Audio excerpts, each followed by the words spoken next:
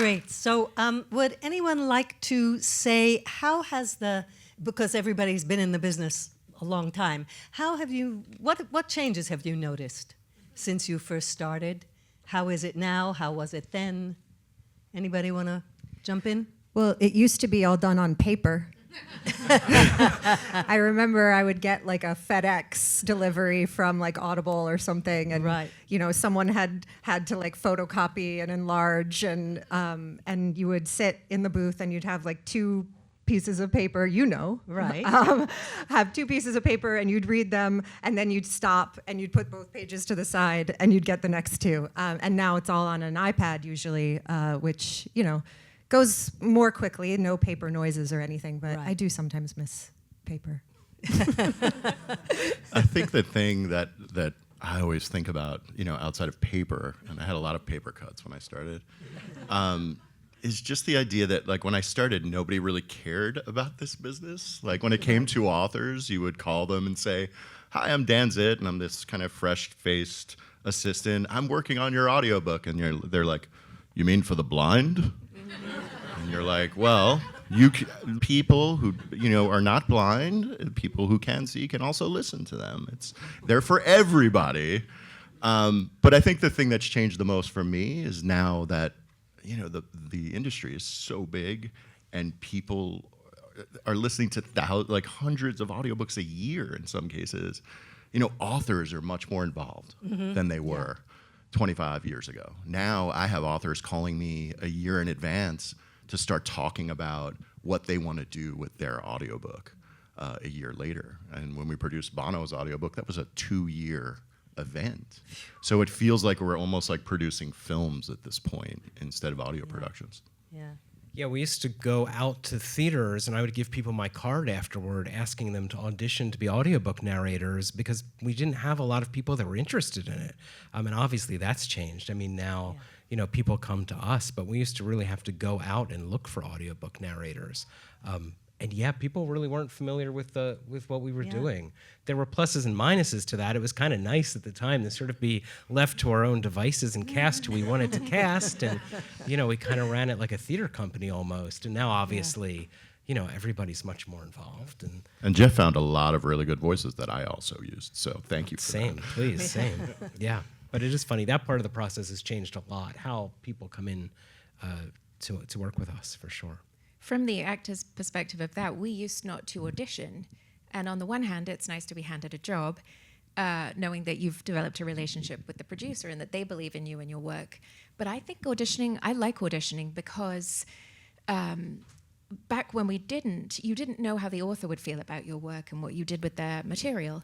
So I actually really like having to send my sample, hearing back that the author selected me, so they know what to expect and they're not going to hear it. And it's going to sort of depart from how they heard the voice of their characters in their head.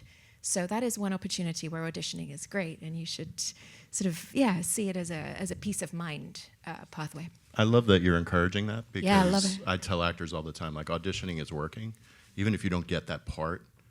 And if you're working, there's 20 producers at Penguin Random House, they may not hire you for that job, but there's a good chance they may recommend you to someone else based on an audition, or remember your audition for another book. So don't turn down auditions. I know there was like a 10-year period in this industry where nobody was auditioning for anything. Right. And now people are like, wait, I have to audition for things? I think it's a really great opportunity.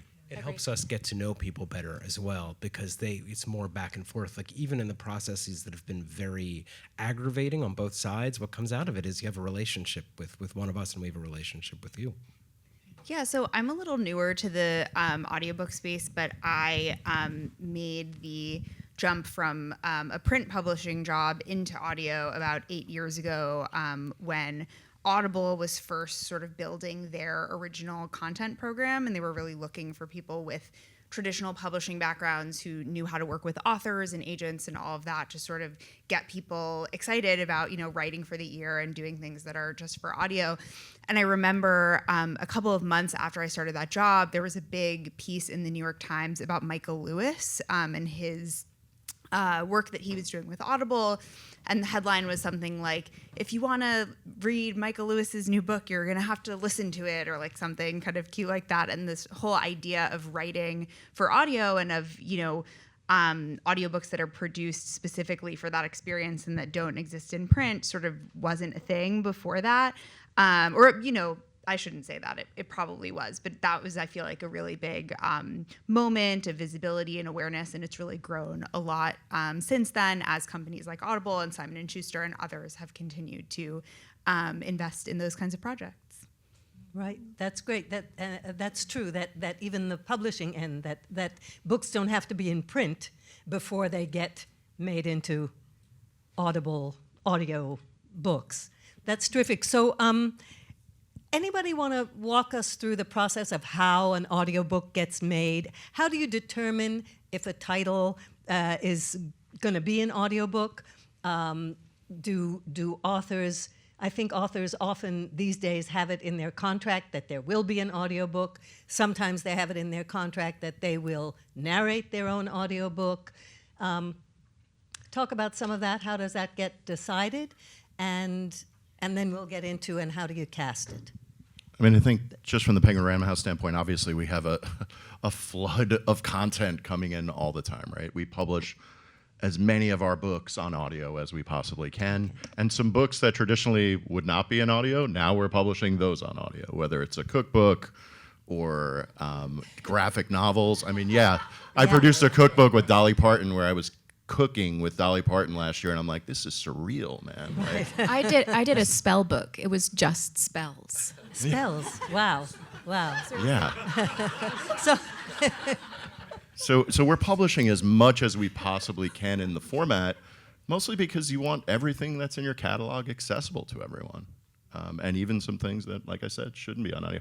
I think what's really cool is that, like, for years, we always wanted to publish graphic novels. I love graphic novels. And over the last 5 years, everyone's leaning into graphic novels suddenly, and it's great. They're really expensive to produce, but those experiences are translating. That's interesting, because, I mean, graphic is clearly the opposite of audio. So.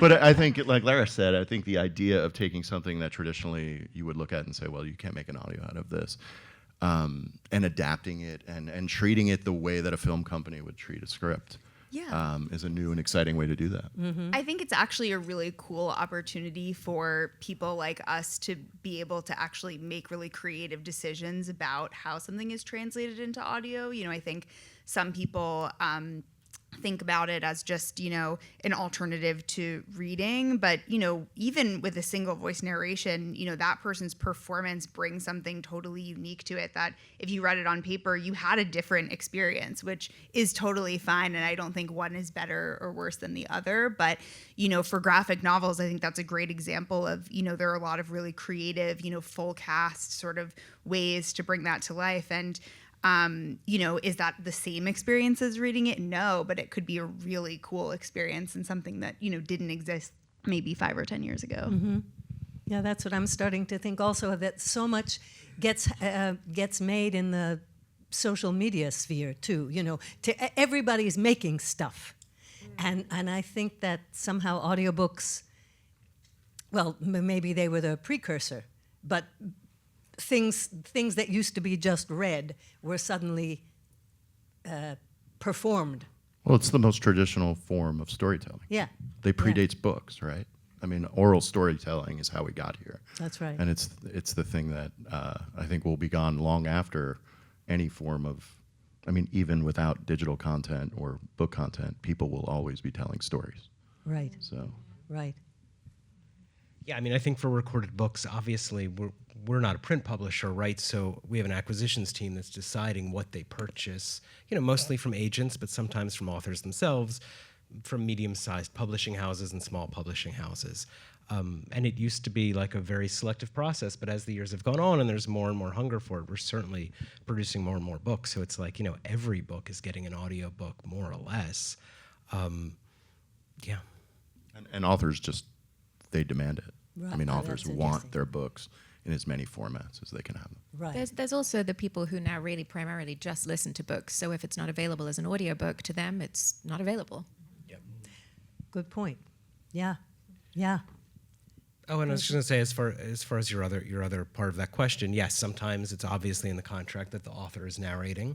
Sometimes it's sort of a negotiation where the author is interested, and you listen to the sample and you say, well, I mean, I think it makes sense where it obviously makes sense, right? Like if it's a memoir and the author can tell a story, then we will work with that person to make them better and better.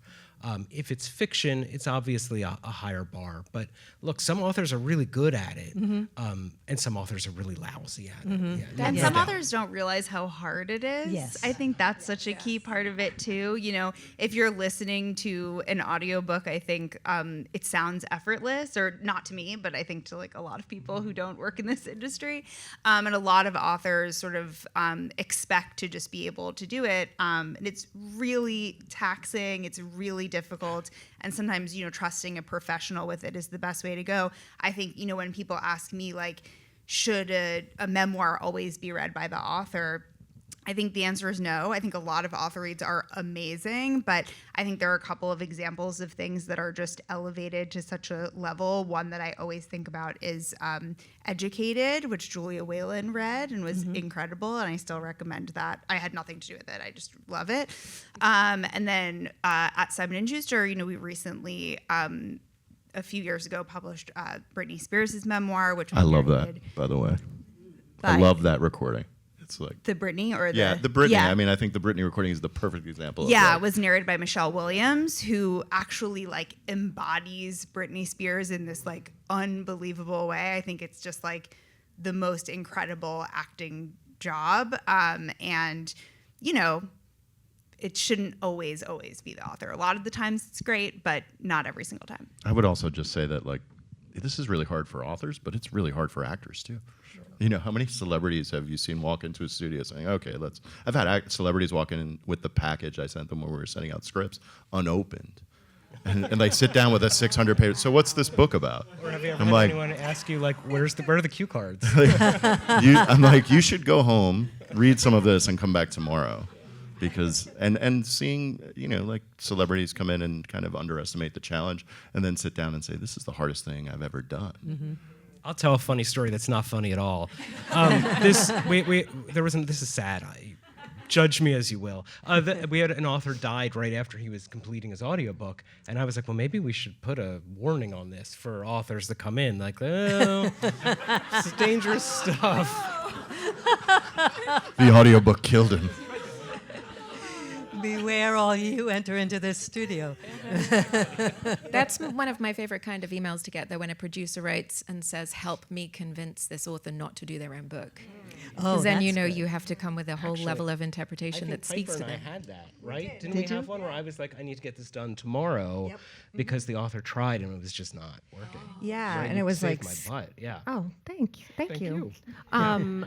Yeah, and it was like a matter of like scheduling and how hard it is and all of that, and yeah. And it was also that book was hard for her because it was about a tragedy. Exactly. I was going to say that I direct a lot of author reads, and we were just talking backstage about like, do I listen for pleasure now? And I do listen a lot to nonfiction read by the author, and I will say that a lot of authors underestimate the physical toll, but also especially for memoirs, they don't want to revisit it again.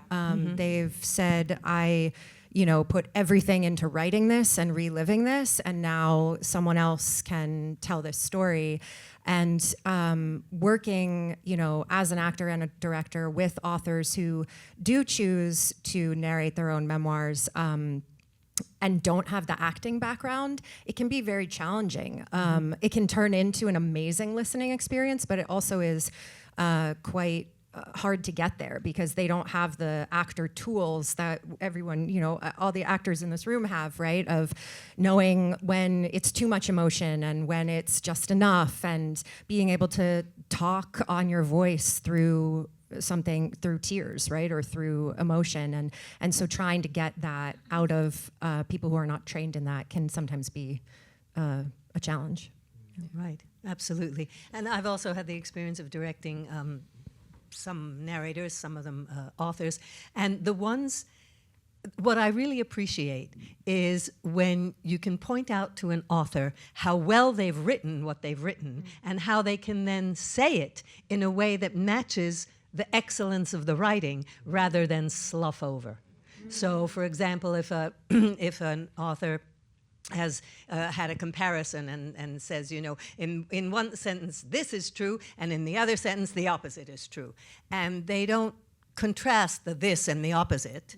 And if I point that out, if they're not experienced at speaking, for example, if they're not teachers or professors or lecturers of some kind, they'll say, okay, so this is true, and then the opposite is true. And they don't have any idea of how to smooth it out and integrate it. But when they do, they are so appreciative of learning how to do with their voice what they've done in their writing. And the thing I love best is when authors will be reading along and they'll be saying, you know, this is a bad sentence. I don't like this sentence. I want to change That it. happens a lot. It And happens I'm all the thinking to time. myself, you're right, it's a bad sentence. Yeah, I always go, who wrote this? Because you can't say it out loud. So why don't you do what many authors, I think it was either Flaubert or Balzac, who always read their stuff out loud before they sent it to the newspaper to be printed in. I've had authors in the middle of a chapter say, "Who wrote this shit?" Like, we're scrapping the whole chapter. I'm calling my editor, and we're cutting this all out. Right. And of course, the good news is that when it's the author who makes that decision, you can say, sure, you want to change the words? Go ahead. So that's pretty nice. Let's talk about casting, because I'm sure many people here are interested in that. So what's the process? How do you reach out? To whom do you reach out? And are celebrities the first people that come to mind? Or what's your thinking about all that? I mean, I guess for recorded books, you know, when a book comes in, obviously, you know, we read it and we think about who we would ideally want, like the casting team, you know, who would we want to narrate this book? And then it becomes a question of, like, right, is there approval from the author, right? And that's part of it. And if there are thoughts of celebrities, that's part of it.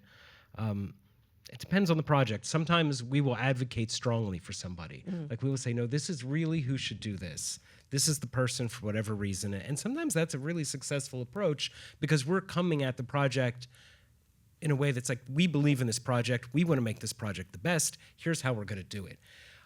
Sometimes, especially because, you know, obviously we know sort of the agents we're dealing with. We might not know that specific author, but sometimes we'll know pragmatically it's a better approach to be like, hey, here are 3 great choices. Like, these are 3 people. We love all of these people. They're professional narrators. You know, please choose one of these 3. And then sometimes, obviously, you're going to get in other situations where the author has ideas of their own, and sometimes those ideas are great. Like, sometimes the author will know somebody that we don't know and make an introduction.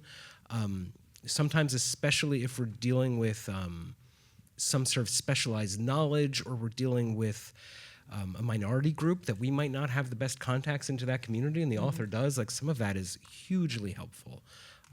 And I would say, as far as the celebrity thing, look, a celebrity is great for certain IP, right? If the celebrity is, like, attached to that movie, then, like, of course, like, that makes sense. We'll get a director in and we'll make that work. If it's a novel, if it's a very well-written literary novel, we really want an experienced professional narrator to do that. And, like, obviously that means someone with credits, but I mean, you know this, Suzanne, from Recorded Books for Forever. We also love theater actors. You know, if we can get theater actors in those chairs, like, we're happy. Yeah, this whole industry in New York was founded on theater actors. That's right. That's right. So I guess that's sort of, if that answers the question or starts the answer. Yeah. Yeah, I mean, thank you. at Penguin Random House, obviously we have 20 producers, and we're producing now 2,000 books plus a year, and it just kind of starts the same way. You know, we read the book, the producer gets, and foundationally everything for us starts with the author. It's like, what are you hearing? And sometimes that's a little tricky and disturbing. It's like, oh, I'm hearing George Clooney, and it's like, it's from the perspective of a 8-year-old girl from Belgium. Like, what? But I love George Clooney. I'm like, I love George Clooney too. But That sounds more like Tom Hanks to me. yeah, Tom Hanks. And then of course, like obviously we work with all the same agencies and with the community of actors we know and love. And then of course we have Ahab Talent, which we opened several years ago, which is really helpful for us, especially when we're trying to localize certain accents. If I'm looking for like a deep South accent, and a lot of the actors that I know can do it, sometimes I want to go just another layer below that and say, hey, I want somebody from that geography so they understand it a little bit better. And that's really helped us kind of like using data to find people as they give us a little bit more background about them, and then audition them and try to get a feel for whether or not they can do it. But at the end of the day with us, most of the time it ends up like settling with our author saying, yes, that's the person. Because for us, it's a much bigger thing. It's not just an audiobook that's going out into the marketplace and that's all we're thinking about. We're also just thinking about like the health of this author's work on the publishing side and on the book side. And we want to be kind of cohesive as a company. So I think that goes back to one of the biggest changes in audiobooks too, and it's authentic voices. I think there's been huge strides in finding people from the right communities and backgrounds, and just the pool of actors is so much bigger in terms of producers really making a concerted effort to make that happen.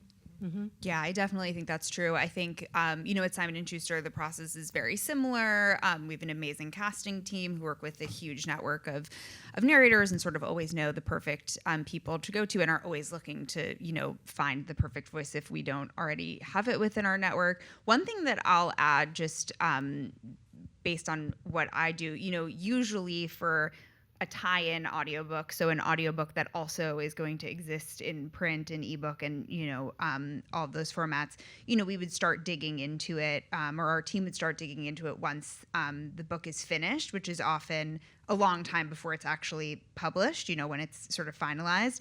But for the work that I'm doing, which again is being written for the ear and is being published only in audio, a lot of the times those are sort of more complex productions. So we're doing a lot of like scripted multicast work that sort of sounds almost like TV for your ears, or like a radio play or kind of something like that.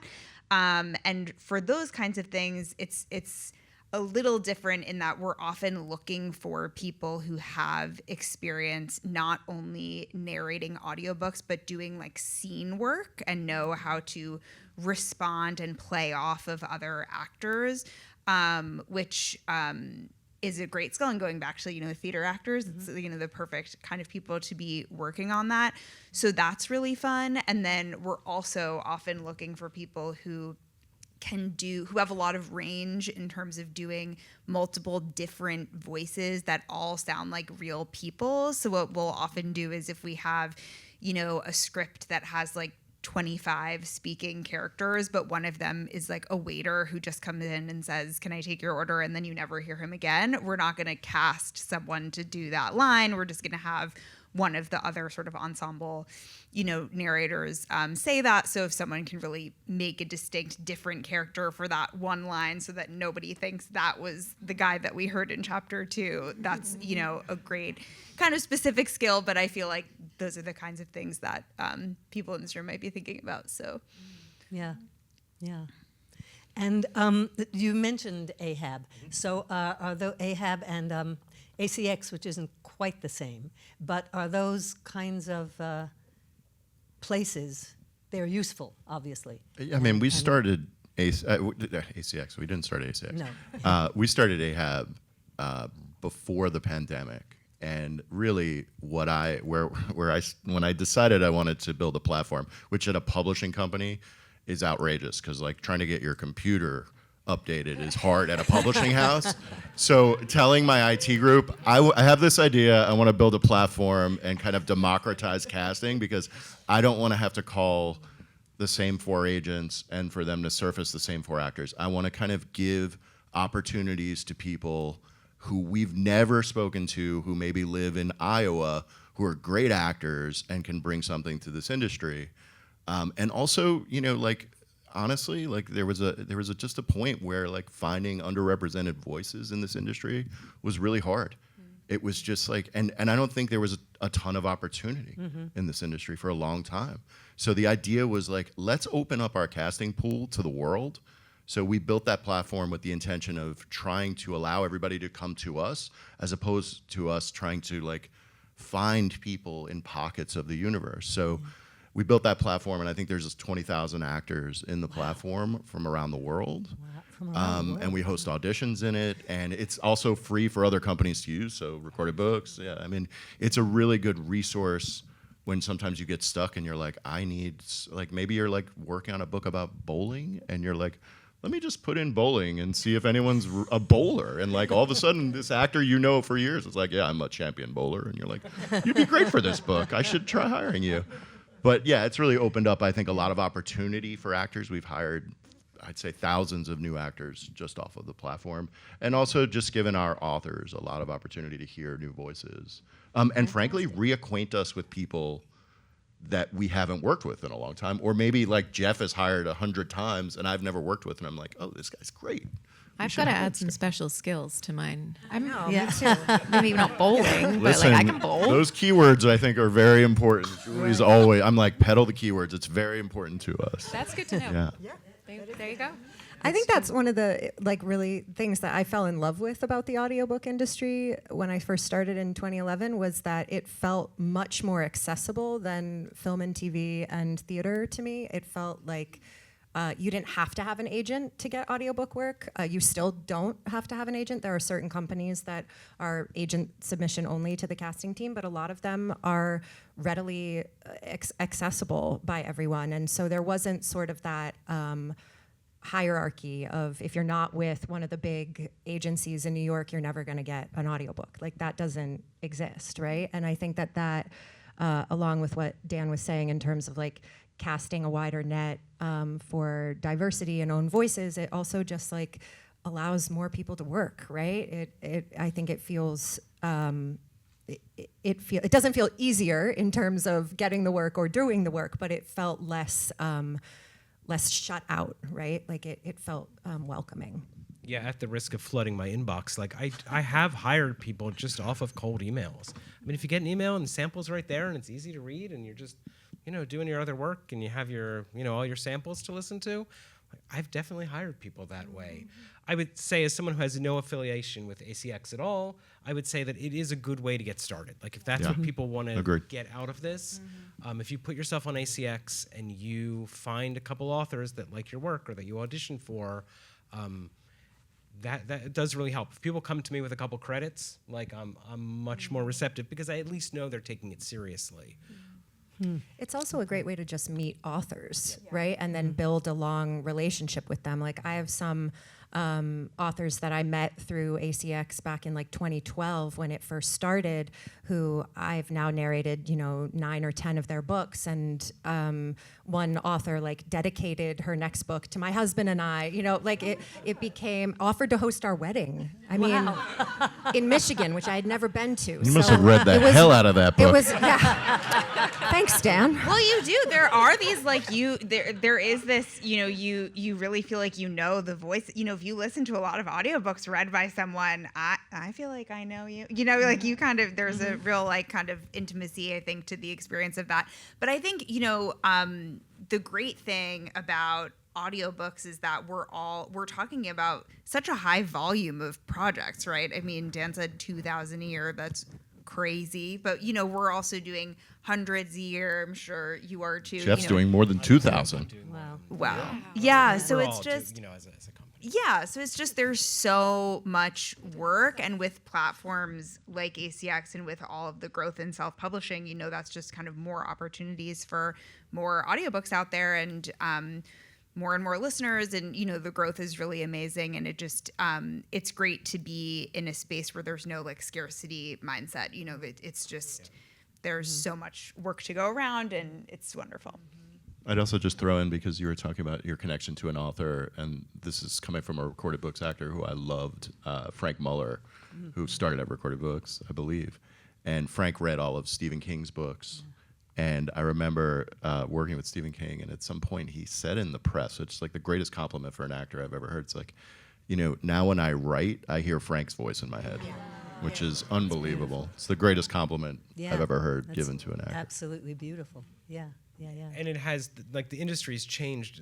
To sort of reiterate what Piper said, is like, authors do come to us now that were once indie authors, and they're like, no, these are the narrators I need to use, and they're people they met through ACX. And there are people that their listeners would be upset if they didn't use. You know, you talk about these long-standing series. Worst thing you can do is put a new narrator in. Oh my God, you don't even. Never. Someone once asked, why is this narrator not reading? I'm like, they passed away 2 years ago. Like, we didn't have a choice. Oh my God, I told, like, basically, you know, they send us the emails that are like the complaint emails, and I finally had to ask the person in my company that handles that. I was like, oh my God, please stop sending me these. I know everyone's unhappy that this author isn't in this anymore.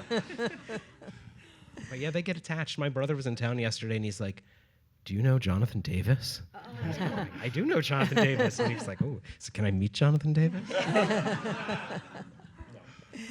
Yeah. No, it's true. There's something about, I think when the Walkman came out, you know, all those years ago, when we suddenly had things literally in our ears, listening to audiobooks that way, for me, I really understood how voices get in your head. I mean, truly, physically and emotionally get in your head. Those people live in you. And it's so, the art yeah, form you you get very attached. It's the art form you spend most time with, because it's hours and hours and hours. It's not like a great movie. It's something that That's right. Yeah, you can get invested in. That's right. Yeah. So we were talking about how the I just lost it. What started to change about, well, who listens to audiobooks now who didn't used to listen? And Now everyone listens. everyone listens, right. I mean, unless you're just a book person, in which case you're like, Right. there's still a group of people who are like, I'm a book person. I'm not listening. Like, these are also books. I think that those people just haven't listened to the right I thing. totally Exactly. agree. Whenever I someone agree. tells me, oh, I don't do audiobooks, you know, I just can't pay attention. I don't remember what I listened to. First of all, maybe you're not listening to the right things that are holding your attention. Second of all, how much do you remember about the last book that you finished?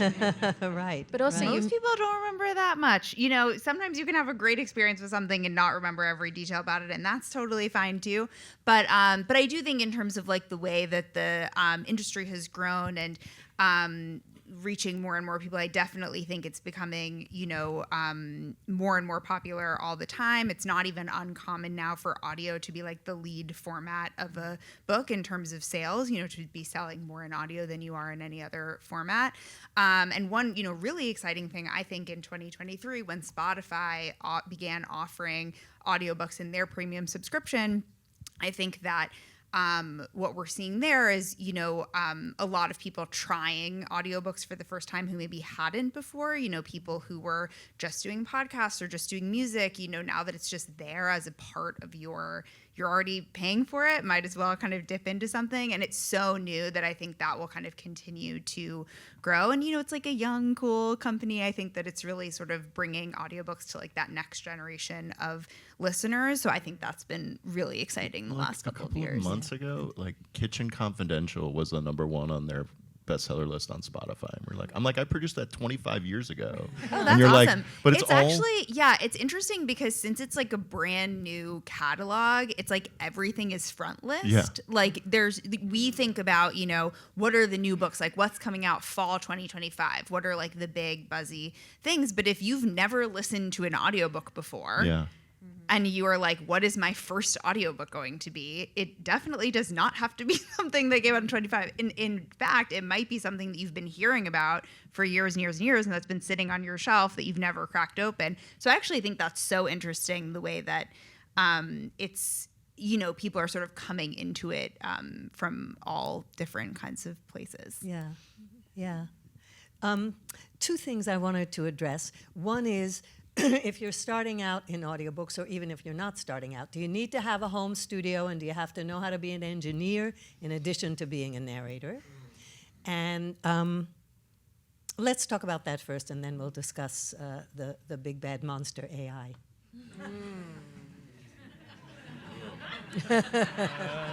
Well, I mean, like, I thought we got away with the panel not talking about that. But we don't have to talk about it long. Look at the time. I mean, look, no, I don't think any one of us prefers narrators to be in home studios. I might be wrong, but we prefer to have people in studio for all the reasons that you can imagine, right? We don't want you to have to worry about editing your book. We want, if not a director, then at least an engineer there that you can actually talk to, and that has engineered or directed 20 or 30 books and can sort of guide you through the process, or even if you've done it a bunch, that might have a different perspective or can give you feedback in real time. I mean, I've had narrators call me because they're in their home studio and they're just kind of, they're like, am I a terrible narrator? It's like they just don't have any idea what, they have no one to bounce it off of. But if practically, yeah, you should probably think about, if not a full home studio, at least something that'll get you up to spec on something like ACX. I mean, I think I think in this day and age, that's just practical. You know, like full disclosure, like recorded books, well, we do both, right? For some books, people are in a studio. For some books, they're in their homes, and it's nice for us to have that option. We kind of need it at this point. Yeah, I think we sort of would say the same for Simon and Schuster. I think that we love recording people in studio, but for someone's first project ever, it would almost always be at home, and then you sort of grow into that, studio type of performance. So I think, yeah, it's definitely a good way to go about getting started. We've doubled down. It's weird. We kind of, like, everybody was working in commercial studios for years, and then the pandemic hit. I feel like that was the moment when really, or it was like that moment when Audible was publishing like 10,000 books in a year, and everybody started getting home studios, and then the pandemic hit, and obviously everyone was in home studios. And now what we're realizing is, we're kind of doubling down on like getting back into the creative process with other people and bringing actors into studios. We're right around the corner. Bailey Carr's here. She was in our office today. We've got 6 studios in New York, and we just moved to North Hollywood, and we invested in 8 new studios in North Hollywood. And that's really because we think there's a lot more to this work than simply just sitting down with a microphone. Like, you wouldn't put a bunch of actors on a set without a director and say, make a movie. Right. I mean, you could. It would never get done. And I feel like, with audiobooks, it's kind of the same thing. I agree with Jeff, like having someone in the room to just say, am I veering off into commercial land here? Like, what am I doing? Is a really good thing. And also, like, on top of that, and I remember we were talking about, the old days of recorded books, like you all had those studios in New York, which I was very jealous of at the time. And we had a bunch of studios in LA, and the best part of that for me was being able to go into the lunchroom and sit in a room with like 10 actors and 10 directors and some engineers and like just hear everyone talking about the craft. And I think that got lost during the pandemic. And we went into our virtual worlds and our little studios, and I see it on Instagram all the time. Like, a lot of people, a lot of actors recording books and like just doing Instagram videos about crying about how frustrating it is in home studios. So I think it's really important that we kind of like return to work in like real studios and like get creative people together again. That's how we're going to get the best work done. Thank you. I want to Thank kiss you. both of you. That's Yes. wonderful. That's wonderful. Because it really is, during the pandemic, I've always worked in studios, and during the pandemic I had at the time a walk-in closet, and I set it up, and I still worked with an engineer. I never engineered myself because I just thought, I can't learn this stuff. And so I worked with an engineer through a thing called Source Connect. But even so, sitting in my closet for many hours a day, narrating a book felt like you're literally talking to the wall. It was totally unpleasant, totally unpleasant. And part of the humanity and the energy and the beautiful connection that people in the audiobook world have, narrators, there's so much generosity among people. And you just, as you say, sitting in the lunchroom, sitting in the green room, people just chat, and people say, hey, have you ever been to Czechoslovakia? How do you pronounce blah, blah? And people knew. Now you can go to ChatGPT, but it's not the same. Well, we're a community, and I Yeah. think that's the thing, like, being in this industry as long as I think some of us have, like, this started a very small thing. There was like a dozen actors making a living at this 25 years ago. And now there's thousands, right, who are doing audiobook work. And I just think we kind of lost that sense of community. And although we're competitors in a business sense, you know, we're sharing talent. Like, I've known Elisa and like the Simon & Schuster crew for a long time. Like, everyone, we see each other and we talk about actors and we talk about books, and that's the beauty of, I think, this industry over a lot of the other forms of entertainment that I'm sure actors have taken part in. And I think, again, that sort of goes back to the fact that, like, as a narrator, you are part of the creative process. Like, when you're talking about authors, I mean, when you're talking about narrators calling you and being like, am I doing a good job? I get those calls from authors. Like, that's exactly how a writer often feels when you're sort of by yourself with a piece of work for a long time. And that's why you sort of need an editor, and you need that back and forth, and you need that sort of, the part of the publishing process is sort of creating a space for people to be creative and to do their best work. And I think we need that on the narration side too, because it is a creative act, and it is sort of adding this extra layer of artistry to a project. Yeah. Great. So we won't talk about it long. I'm coming down with a cold. Oh, yeah. Apparently. Well, see, that's why AI comes in handy. It never has a cold. No. I'd be careful, Suzanne. I know. No, it's get thee behind me, AI. But are you guys worried about that in any way? Are there certain titles? I mean, I think Audible years ago and various other companies may have said it's only the backlist, the backlist, the backlist. It's only that we're going to have AI do. Is that a worry? Is it a concern? I think in a way we've already answered it, because we've talked about the connection between the reader and the listener, the narrator. I think everyone has already sort of used examples of how strongly people feel about who they listen to. Right. So I just, that will never go away. You will never have the same emotional response to being read to by AI. It just won't exist in the same way. And I think the people who really care about their audiobooks will never. So I'm optimistic, but now I will defer to people who know more. Oh, I'll be pessimistic for a minute, I guess. I agree. Like, I think we're a long way. Like, Recorded Books isn't using AI. I think we're a long way from anything like that happening. But as far as for actors or narrators trying to get in, what I see, like when I go to Audible, is that a lot of indie authors are using AI, because if they don't have any money to spend, right? Yeah, there's no audiobook, and you can see that. I mean, I see the ads, I get them at least, that are like, hey, from Amazon, like, try our beta voice program for free.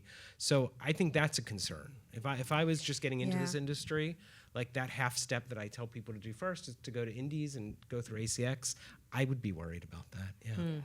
Yeah, I think that also that happens. I think that's totally true. And I've hear a lot of like misconceptions about how much an audiobook costs to produce, which is why indie authors are like, oh, well, I'm going to get an audiobook up. And so I have that available, and I'll do the free version with the AI. And I think that investigating more how much having a professional do it is good practice if you know any indie authors in your circles to make sure that they really explore that. And then also I think, just having an audiobook out there isn't what we should be shooting for, right? That if your goal is to make money off of your audiobook, the AI isn't going to do it for you, right? Because of what Marisa just said and what everyone has been saying of like, you're going to want to build a fan base, and the, robot voice isn't going to do that for you. And like at Panorama House, I mean, look, we follow AI. We have to. It's part of our job to understand this technology. And I think the beauty of just like talking to voice companies 8 years ago who were just constantly like, we'll solve all your problems. We'll record all your backlist. And I'm like, I have no backlist. Everything's been recorded. So forget about that. And my front list customer doesn't want to hear this, because I hate to tell you, as good as you think it is, it's not good enough. And quite honestly, as Jeff said, I just don't think we're there yet. And so we look at AI in two different ways. Obviously, we follow kind of like what AI voice is and does. And in the AI voice space, the things that worry me are the things that happened the last couple of years where certain actors would sell their voice to a tech company and allow that tech company to exploit their voice for 100 books that potentially, quite honestly, would have been read by one of you.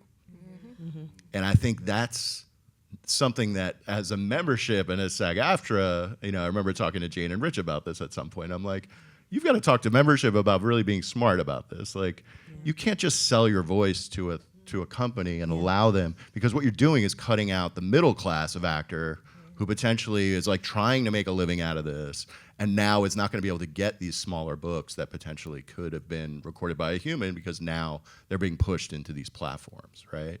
So we watch AI voice. I think there's a lot of cool technology with AI voice that actually can really support the acting industry also, which is like, this idea of bringing someone back from the dead and like someone who died 30 years ago and having an actor record that book and then overlaying that author's voice to have a different kind of experience from a memoir that was maybe written 30 or 40 years ago. Like, I think that's really interesting and cool. They did that with a Val Kilmer documentary where he's unable to speak and they generated a voice. I think there's some really interesting creative ways to leverage those things. I don't think it's the lifeblood of our industry. And then on the flip side of that, how do we make what we do as creatives a little more efficient and get you in the studio a lot faster? So things like research, and it's not perfect, but there are ways of helping you do research and just getting data about the things you're working on that will help you in the studio, as opposed to spending 6 hours on a task breaking a script down. AI can help you do that. So, but again, all of this comes with the aside that like you have to protect your livelihood, right? You protect your content, and in your case, that's your voice and your voice print. And in our case, it's protecting our authors and your voice print. So at PRH, we are very hesitant to touch anything with AI because we don't want our authors' content in any AI platform. And that means if you all are using AI platforms and putting our content in there, that's a problem too. So be very cautious about what you're doing with any IP that's yours or otherwise, because I think that's the acceleration and the panic that I think started happening maybe 2 or 3 years ago with actors accelerated it in some way. And now I think we're all settling into a place where it's like, okay, this thing is not as good as we all thought it might be this quickly. And it's going to get better, and we all know that. But as someone said at the end of the panel, I mean, like, the human voice and human storytelling is still what we do, and it's what connects us as human beings. Well, and as actors, I hope you feel the way that I do about my voice. My voice has no value. The vowel sounds I make don't have any value. It's what do you do with it? It's all about emotion. Otherwise, so selling a voice is such a misnomer to me, because I don't think there's value in selling a voice. What we are is our performances. So if we all retain that idea, then there's nothing to sell. You have to read the words out loud and feel the feelings as you do it. There's no shortcut. I'd also just throw out Well there, said. We're in a creative business. Like most authors, I mean, not the authors that Jeff were talking about, where it's like, I'm never going to get an audiobook made, so this is the way I'm going to get something done. The authors at Penguin Random House, like, if I brought up, I want to use an AI voice for this, they'd be like, why did I publish my book with the largest publishing company in the world? Like, that doesn't make any sense. Like, creative people believe in creative endeavors, and what we do is creative. What you all do with your voices is creative, and it's important to connect human voices to human works of art. Amen. Yes. So just any last thoughts about how to break into the business? Any advice for people who would like to do more or do any audiobooks at all? Take class. Take class? Yeah, take some classes, get a coach. Because I think also, like, you could be an amazing actor on stage and not know how to translate that performance into an audiobook performance. Mm-hmm. And so getting feedback from someone who's been doing it for a long time before reaching out to people about work, I think, is important. and to just really understand the medium that you're working in, regardless of how long you've been an actor.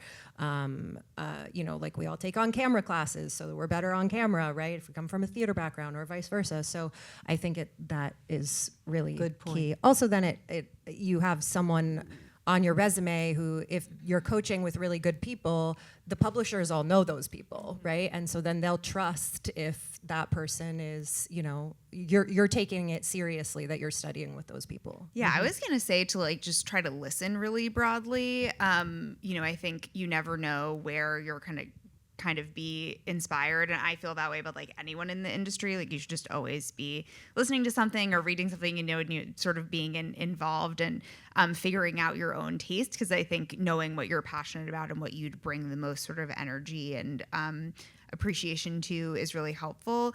Obviously listen on whatever platform that you like, but when I worked at Audible, one thing that I did really love is that they break out the reviews by story and performance, so you can see how people rated the performance specifically, which I think it's the only platform that does that. So if I were, trying to get started, I would like look for those really, really highly rated performances and kind of try to figure out what it is that people are really loving about those voices in those audiobooks. And, there's like a lot of great sort of anecdotal like data in these reviews. I read reviews obsessively, so I think it's kind of... And they don't always line up.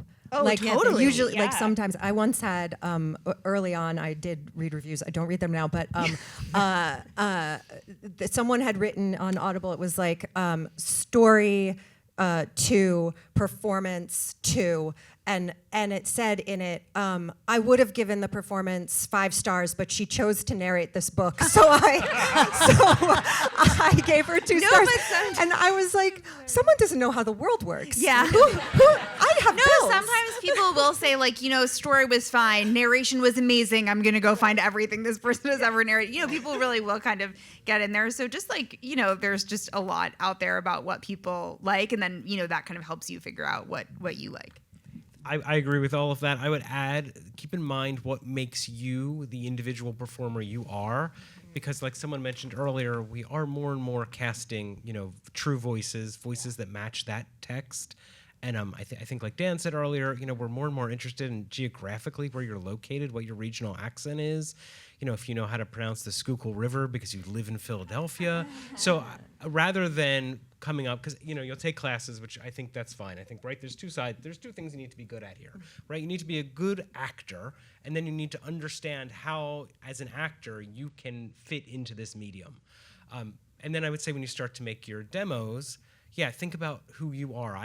And everyone's going to want different things as far as casting goes. But for me, we really want to hear who you are as an individual. I don't need to hear your British accent.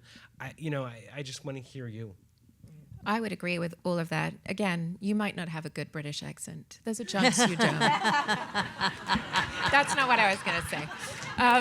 I was going to say the same, though. You're faking yours, right, this whole time? I'm still working on it. Listen a lot, but then try not to imitate something that you like about what you hear, because a lot of people have an idea that with a mic right here, you pull back your performance. But that might not be how you approach the material. You might just sound bored and sad. So there's like there's absolutely think about, also in terms of coaching, prose. That is the thing that makes audiobooks so different from any other part of acting. We can all create characters. We can all do character voices. Really pick up a book and really study the prose, the author's use of language, the clauses, the way that stream of consciousness is written, because it's not like anything else except maybe a monologue. But you're going to approach it completely differently to any other form of acting. So really try prose out loud for yourself before you even go to a class, and just figure out what that sounds like to tell a story in a voice that makes, not an actual voice, in a way that makes sense to you, that you think other people will want to listen to. Because again, you've got to hold their attention for a really long time. And just figuring out how to do that for you is kind of key. It's one of the most important things that people think when they think about audiobooks. They're always like, actors used to tell me, I get to do all the voices. But the beauty of this medium, like I always think about Jim Dale reading Harry Potter. Like everyone's like, he did 178 voices or something. And I was like, no, the beauty of that is he was the best storyteller in between the dialogue. Right. And like those voices are great, but that's the connective tissue. That's what keeps the listener listening, right? Yeah. The other thing I would just throw out there is like leverage your community. Like you're all here in this community, but there are online communities, there are actors. We're all very willing to share our time. And I'm certainly willing to share my staff's time, so let me know. But like, we're willing to share our time. I think actors in this industry are very generous to each other. I've had actors where I've talked to them about a book and they're like, I'm not really right for that, but this person is right. You should call them. They're friends of mine. So leverage your community, get in and like just learn. And I think someone else said, I think Lara said, like, listen to audiobooks. Listen to good award-winning audiobooks. Listen to Educated. Listen to the masters who do this now. Yeah, great. I would agree. I would say also listen to as much as you can, and listen to this lady right Yes. here. She's Thank unbelievable. Thank you. But there's so many different styles of narrating, obviously different styles of writing, but what I've discovered is that you can really be drawn in by somebody who in the first 2 seconds I think, oh, this is dull. And no, it's not. Because they suck you in. The narrators makes me pay attention. And that's the thing, is that there's no one way to be. There's no sort of magic bullet. So many different ways work. So as you listen, find out what you like to listen to, what attracts you, what keeps you interested, and then you'll find your way. I think we're ready for Q&A, but first, thank you, everybody on the panel. Thank you all so much. Thank you, Suzanne.